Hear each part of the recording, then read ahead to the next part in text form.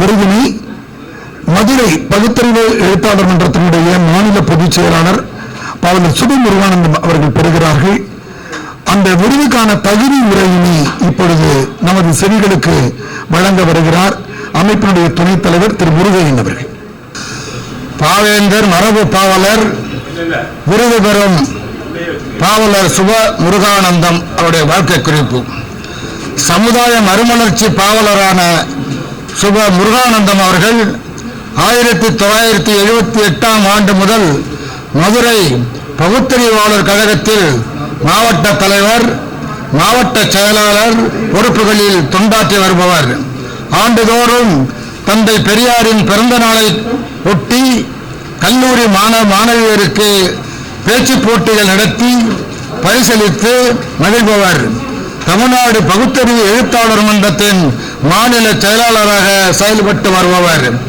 ஆசிரியர் கி வீரமணி அவர்களின் வாழ்வியல் சிந்தனைகள் 16 நூல்களின் கருத்துக்களை குரல் வெண்பாக்களாக இயற்றி வாழ்வியல் குரல் வெண்பாக்கள் என்ற நூலாக படைத்திருப்பவர். தந்தை பெரியாரின் சிறப்புகளை வெண்பா மாலை, பெரியார் அந்தாதி என்ற நூல்களாக வெளியிட்டுள்ளவர். பைந்தமிழ்ச்சோலை என்னும் முகநூல் குழும இலக்கண பயிற்சி வகுப்பில் தேர்வு எழுதி பைந்தமிழ் சுடர் என்னும் பட்டம் பெற்றுள்ள இவர் பிரான்ஸ் நாட்டிலிருந்து இயங்கும் கம்பன் கழகம் மற்றும் தொல்காப்பியர் கழகம் நடத்திய பாவலர் பயிற்சி பயிலரங்கில் பாவலர் பட்டம் பெற்றவர். தஞ்சை தமிழ் சங்கத்தின் தமிழ் பணிச் செம்மல் விருது, கவிக்கோ துறை வசந்தராசன் வாசகர் வட்டத்தின் செந்தமிழ் அரிமா சி இலக்குவனார் விருது, கவியரசன் இலக்கிய கழகத்தின் விருத்தப்பா வேந்தர் விருது உட்பட பல விருதுகளை பெற்றவர். படைப்புகள் மூலமும் அமைப்புகள் பணிகளின் மூலமும் தமிழ் சமுதாயத்திற்கு தொண்டாற்றி வரும் பாவலர் சுப முருகானந்தம் அவர்களுக்கு பாவேந்தர் மரபு பாவலர் விருதும் பொற்கிழி 5000 வழங்கி மகிழ்வதில் பெருமை அடைகின்றோம்.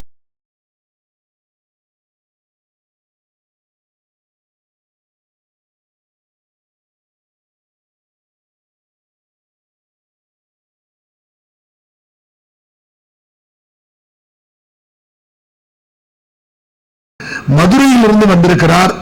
மரபு கவிதையிலே சிறந்தவர், திராவிட இயக்கத்தினுடைய சிந்தனையிலே வளர்ந்து கொண்டிருக்கிறவர். கவிஞர்கள் எழுத தயங்குகிற வெண்பாவிலும் கட்டளை கலித்துறையிலும் கவிதைகளை எழுதி கொண்டிருக்கிற இன்றைய விருதாளர் சுப முருகானந்தம் அவருடைய ஏற்புரையை நமது கைத்தட்டல்களோடு அன்பு பாராட்டி வரவேற்கிறோம். அனைவருக்கும் வணக்கம். நமது பாவேந்தர் பாசறையினுடைய 32வது ஆண்டு கவிதை திருவிழாவும் புரட்சி கவிஞர் பாரதிதாசன் அவர்களுடைய 134வது பிறந்த தின விழாவையும் ஒருங்கே ஏற்பாடு செய்து இங்கே நடத்தி கொண்டிருக்கின்ற ஐயா அந்த இயக்கத்தினுடைய தலைவர், என்னுடைய அருமை நண்பர் தமிழியலன் அவர்களே, ஐயா செயலாளர் இளமரன் அவர்களே, துணைத் தலைவர் ஐயா முருகையன் அவர்களே, இங்கே வருகிறது தலைமையுரை ஆற்றி அமர்ந்திருக்கின்ற பாசத்திற்குரிய ஐயா தாக்கு திவாகரன் ஐயா அவர்களே, அதுபோலவே இங்கே நல்லிசை பாடலை நல்கிய ஜெகதீசன் அவர்களே, அம்மா சித்ராமணி அவர்களே, மொழி வாழ்த்தினை பாடிய ஐயா பத்மநாதன் அவர்களே, இங்கே வருகிறது பல்வேறு கவிதைகளை இங்கே பாடி இந்த நிகழ்ச்சிக்கு சிறப்பு சேர்த்திருக்கின்ற கவிதை உள்ளங்களே, பெரியவர்களே, ஆண்டோர்களே, சான்றோர்களே, உங்கள் அத்தனை பேருக்கும் முதலில் எனது வணக்கத்தினை தெரிவித்துக் கொண்டு இன்றைய தினம் இங்கே இந்த 134வது பிறந்த நாளில், புரட்சிக்கனுடைய பிறந்த நாளிலே இங்கே பாவேந்தர் மரபு பாவலர், பாவேந்தர் மரபு பாவலர் விருது என்ற ஒரு விருதினை எனக்கு அளித்திருக்கின்றார்கள். உண்மையிலேயே இப்படி இங்கே இருக்கக்கூடிய ஆண்டவர்களையும் சான்றோர்களையும் பார்க்கும்போது அவருடைய கல்வி புலன், அவருடைய தகுதி, திறமை இவரெல்லாம் பார்க்கும்போது மிக எளியவனான நான் இங்கே நாங்கள்லாம் இந்த கவிதை உலகிலே ஒரு 5-6 ஆண்டு காலம் நான் அந்த கவிதைகளை மரபு கவிதைகளை படித்து அதில் எழுதி கொண்டிருக்கின்றவன். உங்களை காட்டிலும் குறைவாகவே தமிழை கற்றவன். தமிழை எனது பள்ளி காலங்களிலே நான் கற்றதில்லை, கல்லூரி காலங்களிலும் கற்றதில்லை.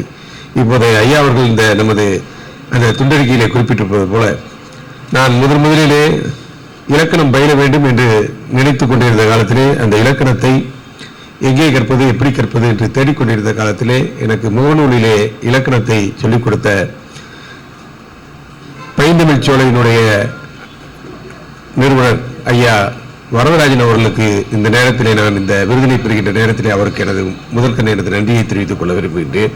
அதை போலவே பிரான்சிலே இருந்து எங்களுக்கு இந்த பாவேந்தர் பாவலர் பட்டம் வழங்கி அந்த பாட்டரங்கு பயிலரங்குகளை நடத்தி எங்களுக்கு செய்து கொண்டிருந்த ஐயா பாரதிதாசன், அவர் பேரும் பாரதிதாசன், அவர் பாட்டரசர் பாரதிதாசன் இதில் இருக்காங்க, அவங்க இலக்கணத்தை சொல்லிக் கொடுத்தாங்க. அவர்களுக்கும் எனது நன்றியை தெரிவித்துக் கொள்கின்றேன். தற்போது எங்களுக்கு அதற்கு அடுத்து நாங்கள் எழுதுகின்ற இந்த முகநூலில் எழுதுகின்ற எங்களுடைய கவிதைகளை எல்லாம் அதில் பார்த்து அதில் இருக்கக்கூடிய நல்ல விஷயங்கள் எல்லாம் இருக்கும்போது அவையெல்லாம் சொல்லி எங்களை ஊக்கப்படுத்தி எங்களை கவிதையில் தூண்டிக் கொண்டிருக்கின்ற எங்களுடைய ஆசான் தோன்றி விளங்குகின்ற ஐயா பேராசிரியர் முனைவர் சங்கிலி சுப்பிரமணியம் அவர்களுக்கு இந்த நேரத்திலே நன்றியை தெரிவித்துக் கொண்டிருக்கிறேன். அதுபோல முகநூலிலே தினசரி காலை விழுந்தால் போதும் அந்த முகநூலிலே நாம் படிக்கின்ற கவிதை நமக்கு உள்ளத்திலே உணர்ச்சி ஊட்டும், நமது நரம்புகளிலே முறுக்கேற்றும் என்ற அளவிலே இன்றைக்கு வாழ்கின்ற புரட்சி கவிஞராக வாழ்கின்ற கோவை கவிஞர் சுரராக இருந்து எங்களை வழிநடத்தி கொண்டிருக்கின்ற கவிக்கோவை அவர்களுக்கு இந்த நேரத்தில் எனது நன்றியை தெரிவித்துக் கொள்ள விரும்புகிறேன். அதுபோலவே எங்களுக்கு என்னுடைய பள்ளி காலத்திலே இருந்து எனக்கு கையிலே முரசொலியோடு பள்ளிக்கு வந்து எனக்கு 8வதிலே பாடம் நடத்திய என்னுடைய ஐயா தமிழையா ராமலிங்கம் அவர்களை இந்த நேரத்தில் நினைத்து பார்த்து அவருக்கு நன்றி சொல்லி எனது நன்றியை தெரிவிக்கின்றேன். என் தாய் என்னை கல்லினை காட்டி கைவிப்ப சொல்லாமல் என்னை நாத்திகனாக பகுத்தறிவாதியாக வளர்த்த எனது தாயார் சரஸ்வதி அம்மாள் அவர்களுக்கு இந்த நேரத்தில் நன்றியை தெரிவித்துக் கொள்கின்றேன்.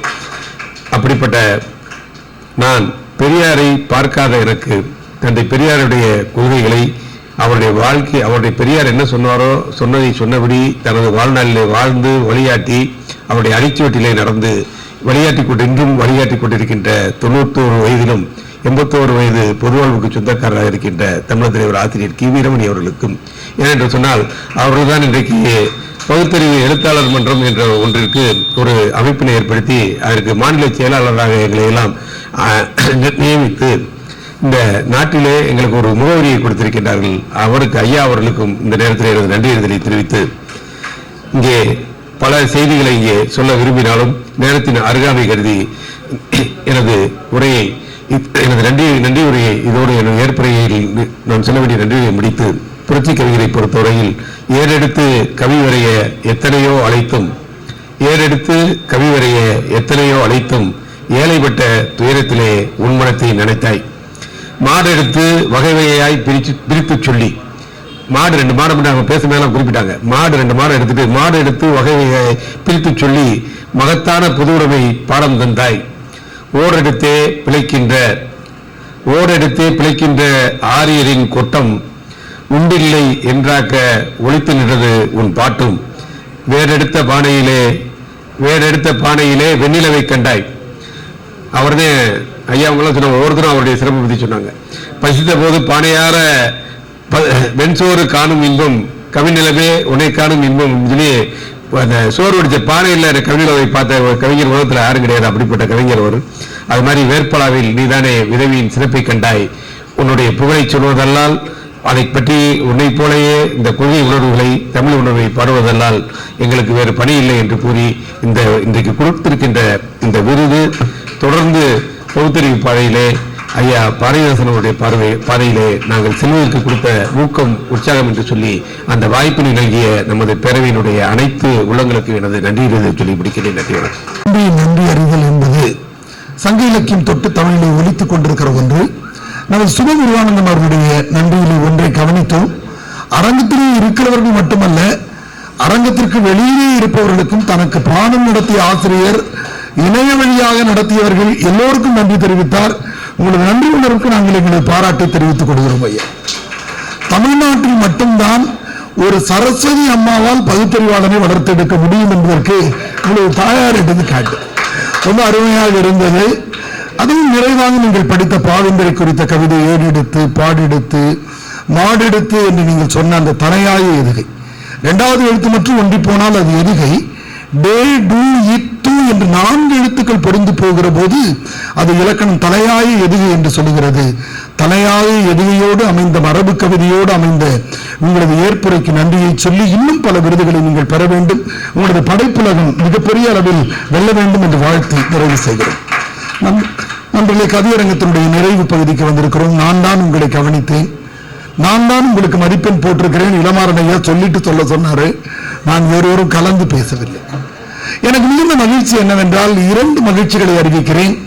ஒன்று, இந்த அரங்கத்தில் படிக்கப்பட்ட பல கவிதைகள் விருத்தங்களாக, வெண்பாக்களாக, கட்டளை கலித்துறைகளாக இருந்தன.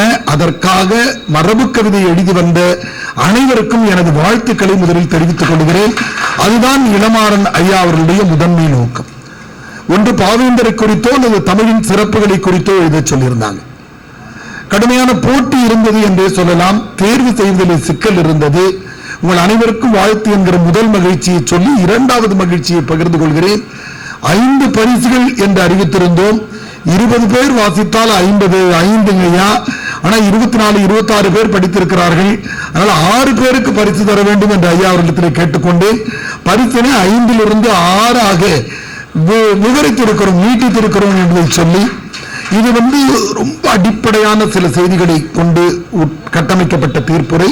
இதன் மீது உங்களுக்கு விமர்சனம் இருக்கலாம், ஆனால் நியாயமான முறையில் நடந்து கொண்டு இது எழுதப்பட்டிருக்கிறது என்பதை சொல்லி 6 கவிஞர்களை பரிசு பெற அன்புடன் அழைக்கிறேன்.